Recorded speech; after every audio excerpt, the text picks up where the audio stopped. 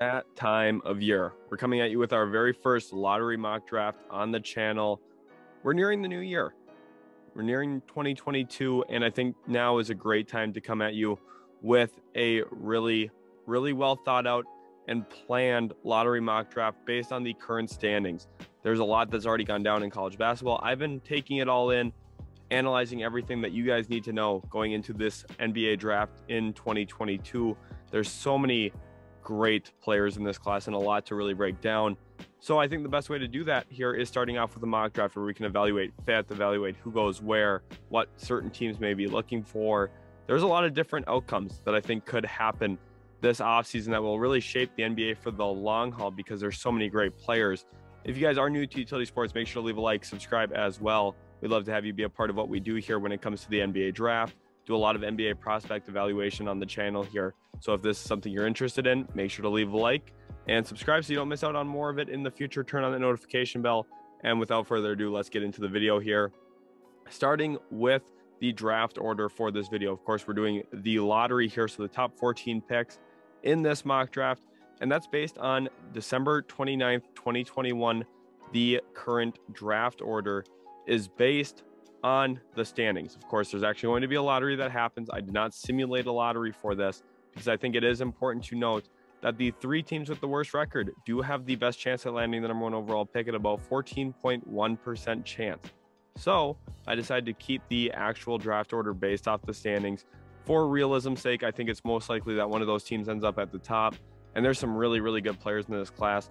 So first overall, we're with the Detroit Pistons yet again this year. Of course, last year they drafted Cade Cunningham, who's been really good this season. I told you guys he was going to be well worth that first overall pick, and I think he's proved it so far. Evan Mobley's been great. Scotty Barnes was great as well. I talked about them a lot as well last year. Jalen Green, he's been injured, but he's had his flashes as well. I think Cade Cunningham is going to be the top dog from last year's class. And here, if you're Detroit #1 overall, there's some really great prospects here as well. When you look at guys in this class like Chet Holmgren, you've also got Paolo Banchero, you've got Jabari Smith, there's also Jaden Ivey in this class. I mean, that's four guys who are maybe worth the #1 overall pick in a lot of other draft classes. That's how strong this draft class is. So if you're Detroit, you have the choice of all of them. There's a few guys I would consider here, but I think at the end of the day, you have to go with the guy who's the most pro-ready scorer in the class, and that's Paolo Banchero out of Duke here. You look at his averages, and I don't even think his averages really speak to what he can be as a player. He is clearly the top offensive scorer in this class. When you look at his skill set, his size at 6'10", he's got an NBA-ready body, probably around 235 pounds. He's going to be able to pack a punch. He's big, he's strong, he's quick. I think he's not as quick as some other players in this class, and I think that's really one of his only weaknesses is he's not as quick with the ball as he could be, but there's still a lot there. He's really good in transition. He's shown flashes as a playmaker and decision maker, but at the end of the day, his greatest strength is scoring the basketball, and when a team needs that, he's going to provide that. Putting him next to Cade Cunningham, you're going to have a lineup with size, a lineup with strength. He'll probably play exclusively the 4 for the early part of his career, but I think that works perfectly well there in Detroit, especially when you consider the fact that you do have Saddiq Bey there to play off the wing. You have Cade Cunningham in the backcourt. You have Isaiah Stewart to play the 5-man position. You've got all the nice pieces that you need to have to be a successful team in the NBA. Once you add a player like Paolo Banchero, he can take you home down the stretch of games. Him and Cade Cunningham are going to be a dynamic duo in terms of getting their shots off and creating in the half court. That's what you really need when it comes down to it. Playoff basketball is built about shot creation in the half court. We saw last year with the Phoenix Suns. Devin Booker, Chris Paul took over the Western Conference playoffs with their ability to get shots off. And now looking at the Detroit Pistons in the East, if they're able to have Cade Cunningham and Paolo Banchero, wow, that's going to be an impressive showing night in, night out. For me, Paolo Banchero, an early comparison I've drawn for him is Carmelo Anthony when he was on the New York Knicks because of his ability to function in the mid-range area. He's got a lethal jab step, and I think his mid-range scoring is his best trait. He's going to be really good in that area, and I think he's a perfect complement to Cade Cunningham. There's some other really good players. Had they gone with Jabari Smith, I couldn't fault them. Had they gone with Chet Holmgren, I couldn't fault them. Jaden Ivey, I don't necessarily think makes the most sense for this roster, but again, I think he's a great player, and I couldn't fault them for taking him based off his talent.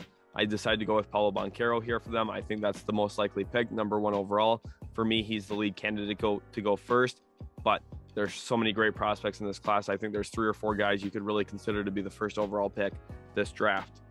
Pick 2, we've got the Orlando Magic here, and they're in an interesting situation. Jalen Suggs, he's played pretty well this year, but not as well as a guy like Scotty Barnes, a guy like Evan Mobley. And I was aware of that. Combo guards, they come into the league, they tend to have a few more issues, especially when they're not the biggest guards in the world. I still really like his long-term upside. I think he's a hard worker. And I think the Orlando Magic shouldn't be worried because Franz Wagner's been playing really well as well this season. He's really supplanted my expectations for him.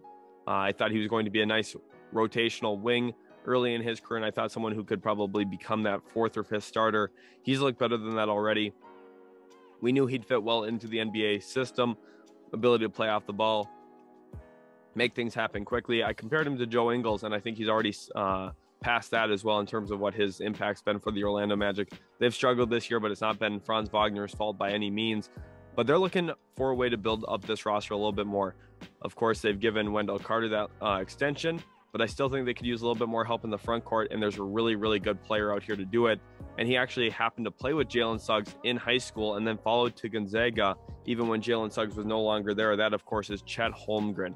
He's been really, really good this year for the Gonzaga program, and I think that he's an interesting player when it comes to the NBA. He's not going to be the scorer that a guy like Paolo Banchero or Jabari Smith is, but he's the ultimate glue guy at that 4 or 5 position. I could see him playing both. He does a lot of things really, really well. He's going to protect the rim. Look at his blocks per game numbers. It's even crazier when you consider what his blocks through 40 minutes are. He stays out of foul trouble. He's a little light right now, but the Orlando Magic, they love moldable size and moldable defensive traits, and that's what Chet Holmgren has. See him jump out in a hard hedge situation in a pick and roll. Oh my goodness, you'll get excited. He can cover out space. He's got great length, knows how to use his length with shot timing and shot blocking timing. He's going to be a phenomenal defensive weapon in the NBA, and he's also got a lot of offensive upside. Can step out behind the three-point line already at over 7 feet tall. He's also capable of handling the rock in transition. He's a good passer. He's a smart player. He knows how to play the game the right way, and he's going to do a lot of really, really good things for an NBA team. Even if scoring isn't his main MO, he's going to be a productive player nonetheless. And I think the Orlando Magic here take maybe a little bit more long-term approach and really try and build up a quality team. The rotation of a guy like Cole Anthony, you also have Markelle Fultz there, Jalen Suggs, you have Jonathan Isaac recovering from his injury yet at this point. You've got Chuma Okeke, who I think is an underrated piece in the NBA, Franz Wagner, Wendell Carter. You add then in Chet Holmgren, and you've got a dangerous young group of players that I think could really make some noise a few years down the road. Pick 3, we've got the Houston Rockets here, and they've got a lot of picks in this year's draft again.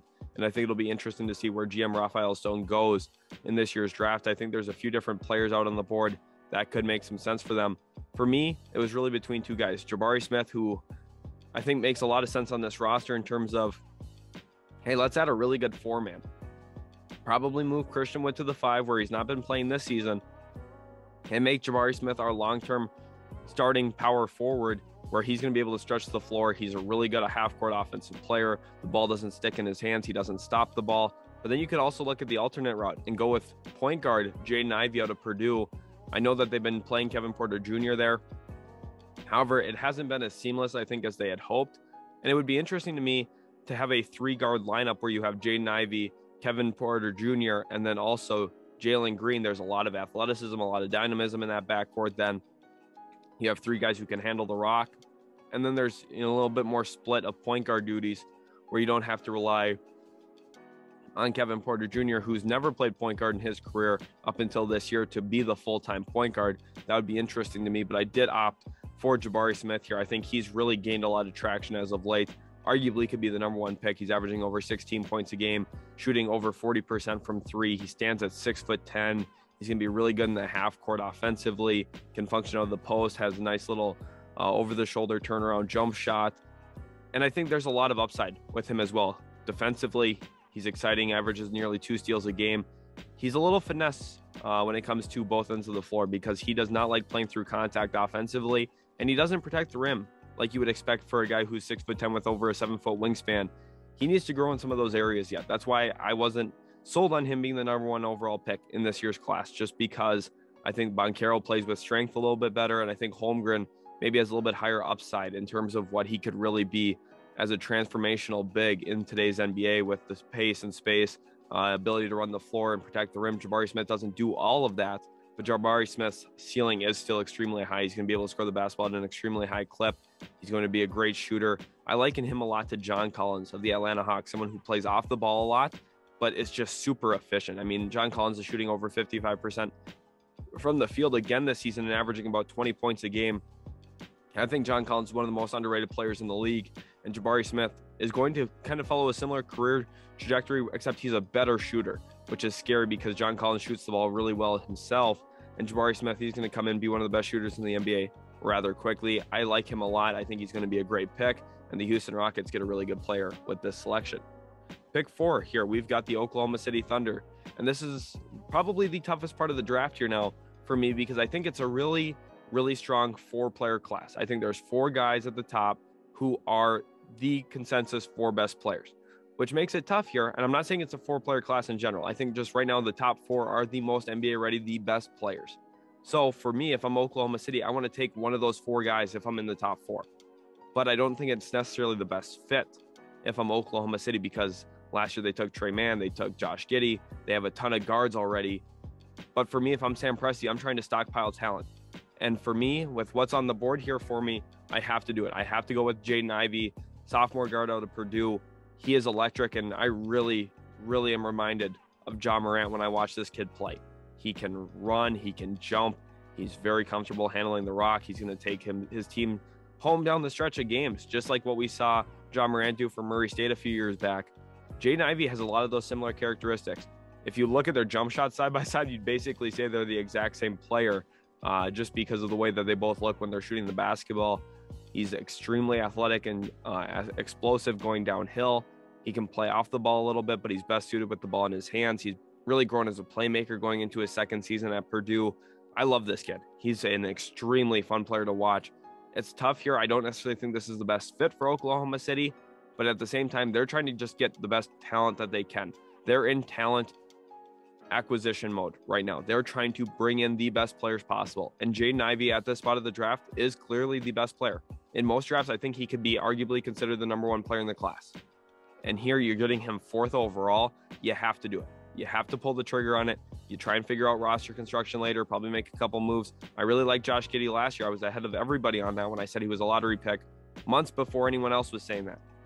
And I love what he's done so far for Oklahoma City. He's been one of their best players. I love Shai Gilgeous-Alexander. I was ahead of the curve on him too when he was playing with the Clippers. I was arguing that he should have been in that Rookie of the Year race. Of course, you know, that was a tough Rookie of the Year race when you consider that it had Luka Doncic, Trae Young, and also DeAndre Ayton. I didn't think he should win it, but I thought he should have probably been 3rd over Ayton even at that point. And I think he's really, you know, solidified his spot in the league when he's been given the opportunity. And I think Jaden Ivey next to him could make some sense. There's a lot of talent then in this backcourt for Oklahoma City. They need to find out their big man rotations. They need a few more wings. But when you have a player this good as Jaden Ivey, 4th overall, you have to select him.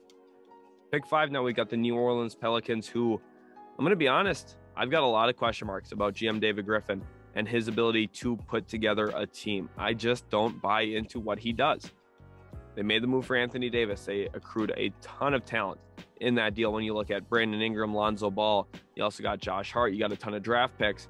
And so far, it hasn't led to wins. They lucked into the Zion Williamson number 1 overall pick, and they just haven't done anything right around it.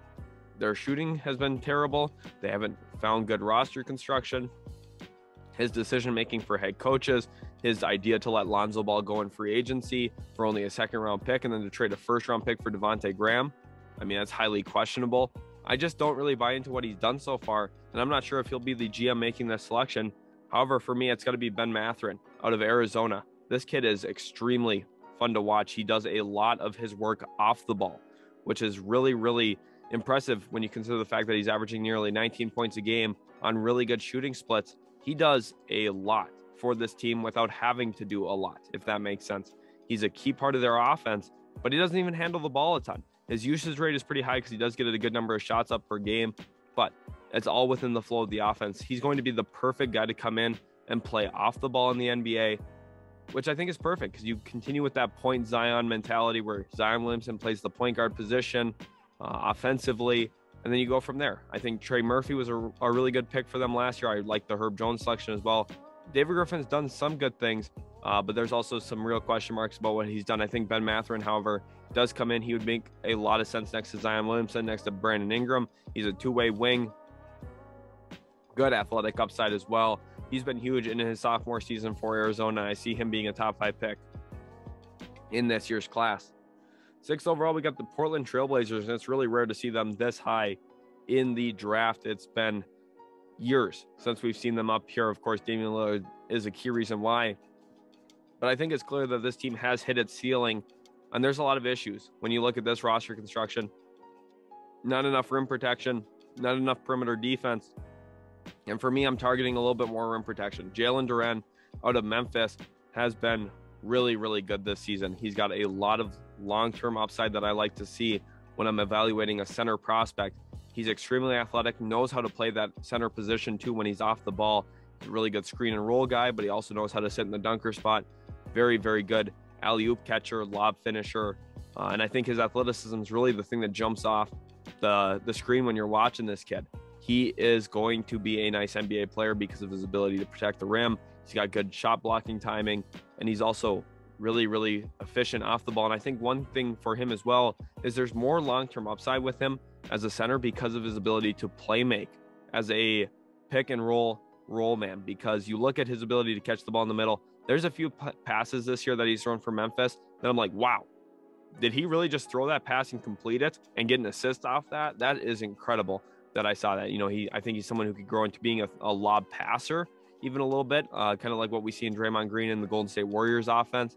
And I think he's also someone who, if you get him the ball down the middle of the floor, he could kick it to an opposite corner, find the open guy against a rotating defense. And that's a tough thing to ask for a big man. And I think he's going to be able to do that pretty quickly into his NBA career.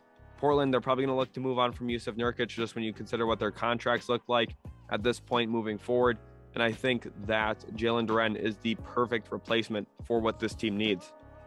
Pick 7, we got the Sacramento Kings here.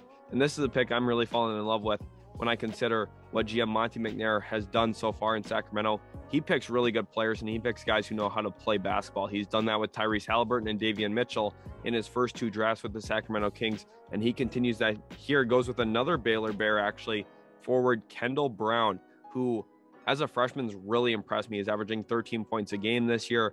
And I think the one thing that's really jumped out to me, with pretty good size on the wing at 6'8", he also has a really good feel for the game, can deliver passes on the move, also knows how to look inside to the post, and just is a really good complementary wing player. And I think the Kings need a little bit more of that off the wing.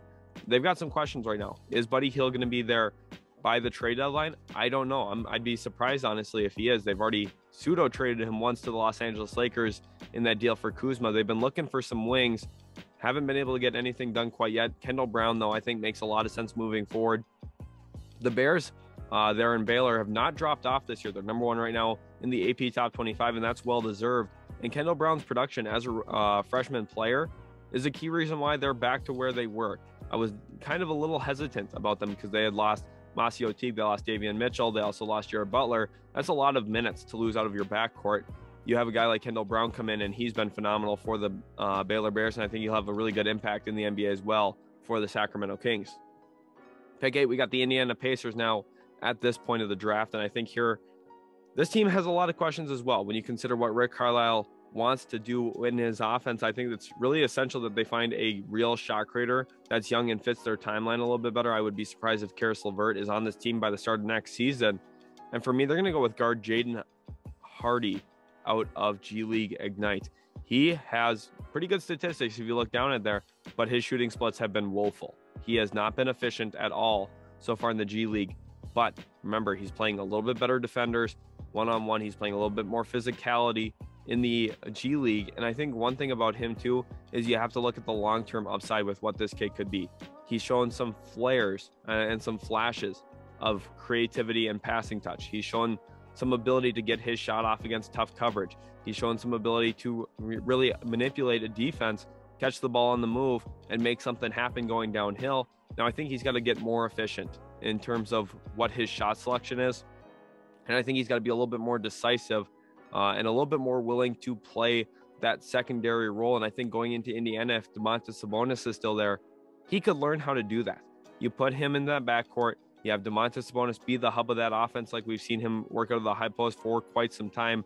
That can fit what Rick Carlisle wants to do. And then Jaden Hardy, someone who can work off of those high screen and roll opportunities. I think there's a lot of opportunity here in Indiana for him to grow as a playmaker and for him to grow as a shot creator, where there's not going to be a ton of win now pressure. And I think that'll be really big for him. He needs to find his role in the offense. And I think Rick Carlisle, who's, had his ups and downs as a coach in terms of ability to maintain relationships, I think Rick Carlisle would actually be really, really good for this young man, because I think he would be able to help him along in his offensive development. Pick 9, we got the San Antonio Spurs here.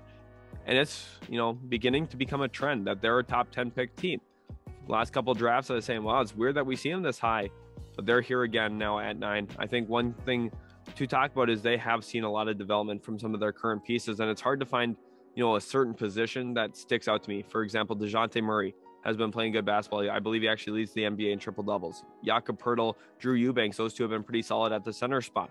There's not a massive glaring need. I think that they do need some long-term upside though. And a guy that offers that is Patrick Baldwin out of Milwaukee. I'm more off of the Patrick Baldwin train than other people. Remember, this is a mock draft. This is what I would project to happen, not necessarily what I would do. But Patrick Baldwin, he's averaging 15 points a game. He's a smooth shooter from the outside. My question is, what does he look like as a ball handler? Because currently, when I've seen him play, especially in big stages, big moments, he shies away from taking the rock up the court. He shies away from taking the ball in the half court. He's not someone who's going to get his shot off consistently on his own. Maybe in Milwaukee, he's showing some flashes there this year where he's a little bit more comfortable doing that. But again, that's against lesser competition. That's not against NBA level defenders. That's not even against, SEC level defenders or ACC level defenders. And I think that Patrick Baldwin going to Milwaukee, he had the whole I'm staying home aspect to his recruiting. Well, I think it was actually a pretty smart decision for him, because I think he would have more struggles against better competition. I watched him in USA U19, and he was not a main part of that USA team. Chet Holmgren was a main part. Kennedy Chandler was. Adam Miller was. He's an LSU guy who's, tore his ACL. He's not going to be in this lottery draft. But those three guys had bigger roles and were more important to USA U19 success. Even a guy like Kenneth Lofton, who's playing for Louisiana Tech, was a bigger deal for that USA U19 team than Patrick Baldwin is here. However, when you consider that he's 6'9", 6'10", can shoot the basketball, there's going to be some interest from teams in the lottery here. I think the Spurs probably pull the trigger looking to get a little bit more shooting on that roster. Pick 10, we got the Toronto Raptors here. And for me, this team clearly just needs more scoring. That's been the issue with the Raptors the last couple of seasons.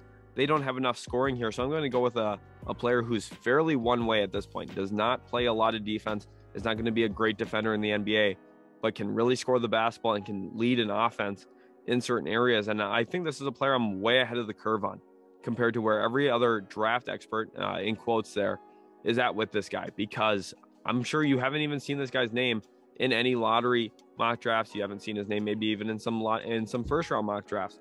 That's going to be Hugo Bassan. He's playing for the New Zealand Breakers of the NBL. And I was ahead of the curve last year on Josh Giddey. When a lot of people viewed him as a second round pick, I said he was a lottery guy.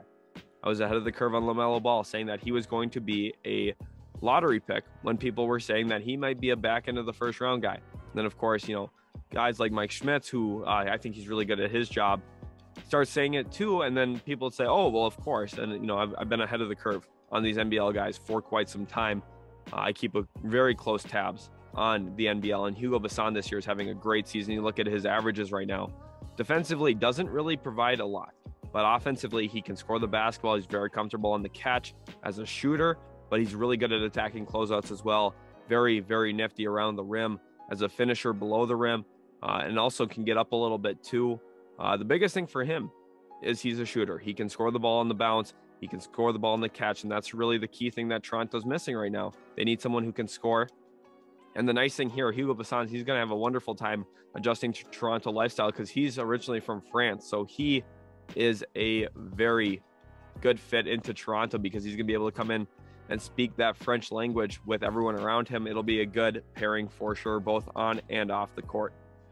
Pick 11 here, we're looking at the Atlanta Hawks, and this team, I'd be surprised if they actually are in the lottery when we get to the real lottery, just because this team, I think, is a playoff team.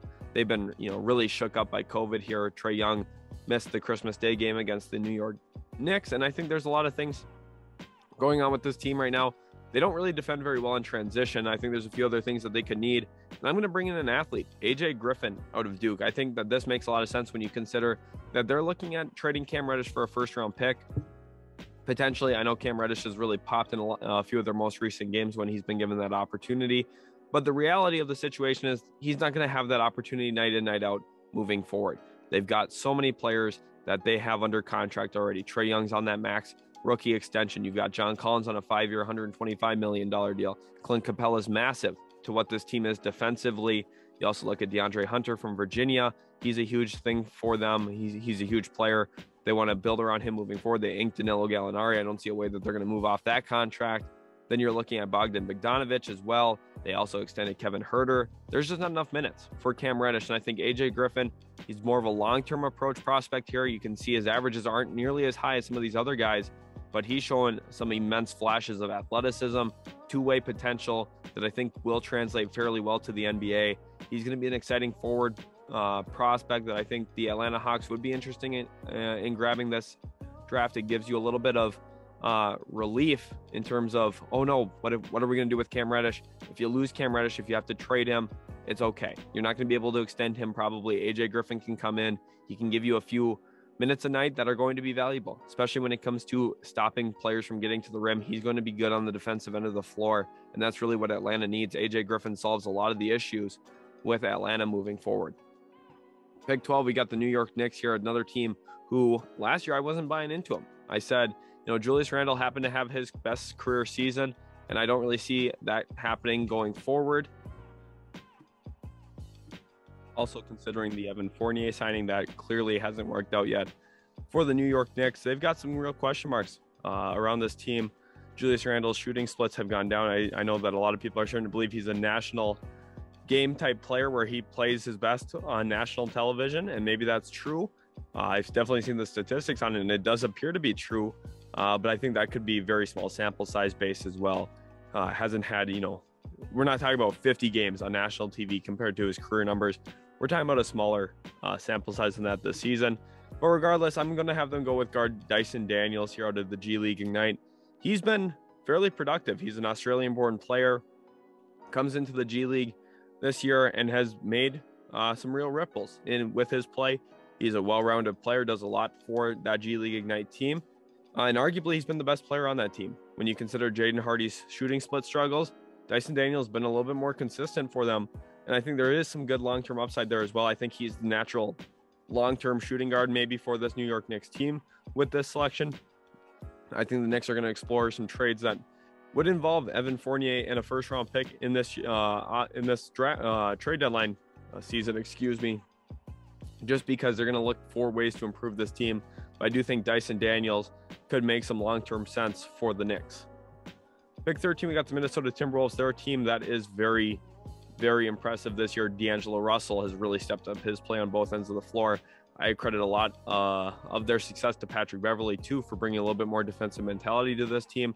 They've been much better on that end of the floor this season. And then also Chris Finch, I think he deserves a ton of credit as well. Right now, they're a game back of the playoffs, I believe. They're 9th seed, and of course, in that play-in spot, very likely they could get back into the playoffs somehow, some way. It's a long season. There's a lot of time yet for the Wolves to get in there. Right now, they're really, really bit by COVID. They've got a lot of players in health and safety protocols. Jalen Noel's actually stepped up pretty big for them, but the Wolves, they've got a lot of nice players on this team, especially when you consider their starting lineup, when you have guys like Patrick Beverley, D'Angelo Russell, Anthony Edwards. You've also, of course, got Karl Anthony Towns. Naz Reid, I think, is a really big piece for them as well. And when you have two shooting big men, I think the one thing that you need is a strong power forward who can crash the glass really well. Right now, they got Jared Vanderbilt, but this kid right here, Keegan Murray out of Iowa, is a massive upgrade over what Jared Vanderbilt does, especially as a scorer. Keegan Murray's going to hit the glass hard. He's going to rebound just like Jared Vanderbilt does, but he's going to be more efficient as a scorer. He's going to be a little bit better of a scoring option. There's no denying that the Timberwolves have been hunting for a power forward for quite some time. Maybe they'll look and continue to try and find something for Ben Simmons, but If they can't, Keegan Murray, a really, really good acquisition here. When you look at his numbers on the season, he's been extremely productive and a really key part for that Iowa Hawkeye team this season. Iowa has needed him to be a big-time player. He's top 5 in the nation, scoring currently, also rebounds the basketball very, very well. And when you look at his ability to also get steals, impact shots around the rim, he's a rare combination and a really, really good power forward. I could see him going much higher in this class. I thought about him going to Sacramento, I believe at pick 7, but pick 13 here, this is a steal for the Minnesota Timberwolves. And our last pick here in the lottery, Boston Celtics, another team who I think probably gets into the playoffs. However, they have just not really looked the part this year consistently. And you're going to have that a little bit, especially early in the year when you have a coaching change. Ime Udoka, I still believe in him as a long-term coach. However, he's trying to figure out what works and what doesn't with this team. You know, he's gone through some philosophy changes when it comes to defensive switching. He's also tried a whole bunch of different lineups so far. And, you know, health and safety protocols doesn't help either because COVID's, you know, taken parts of their roster and really eliminated them at certain points of the season. So it's been tough for Boston to really get a rhythm with their new head coach. But if they're still at 14, they're going to go with guard Kennedy Chandler. I think the one thing that they need moving forward when you consider who's not on long-term deals is another guard, someone who can handle the basketball, distribute, and really become the lead part of their offense. Because I think the one question mark a lot of people have about the Celtics is, how does their offense run? Because there's a lot of question marks about, should Jason Tatum be a full-time ISO player? Should Jaylen Brown have the ball a little bit more? And I think you solve a lot of those question marks by having a point guard there who can really distribute the rock. It's kind of similar to what the Wolves used to be for me when Andrew Wiggins and Karl Anthony Towns were there. And then you also brought in Jimmy Butler. There was all those issues about, oh, who should have the ball at the end of the game? And for me, the answer was they should have kept Ricky Rubio. And we saw, of course, he's had a great season for the Cleveland Cavaliers. I believe he has gone down with an ACL injury at this point. It's very, very sad, really derailing their season. But I believe the Wolves needed to hold on to Ricky Rubio to be the distributor for that team. And I think that's what the Celtics are missing right now, is someone who can be the guy who everyone knows should have the ball because he's going to make the right play and distribute it. And that's what Kennedy Chandler does. He did that for Team USA in the U19 World Cup this past summer. He was a key part for what they did en route to winning gold against France.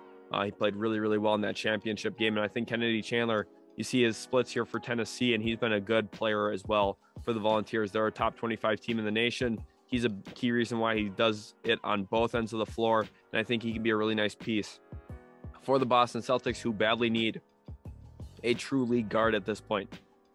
Hopefully you guys did enjoy today's video. If you did, make sure to leave a like, subscribe as well if you're new. Love to have you around for more content here at Utility Sports. And let me know if you guys would be interested in other stuff about the NBA draft too, because I'm very interested in making some draft player prospect highlights, profiles, and really talking about what these guys are as players. I put together a huge document every single year. My document is already about 5,000 words long, the one that I'm working on for this draft. So I've got a lot of these guys already down, ready to talk about more of them with you. So let me know if there's more draft content you're interested in. Again, thanks so much for watching, guys, and we'll catch you in the very next Utility Sports video.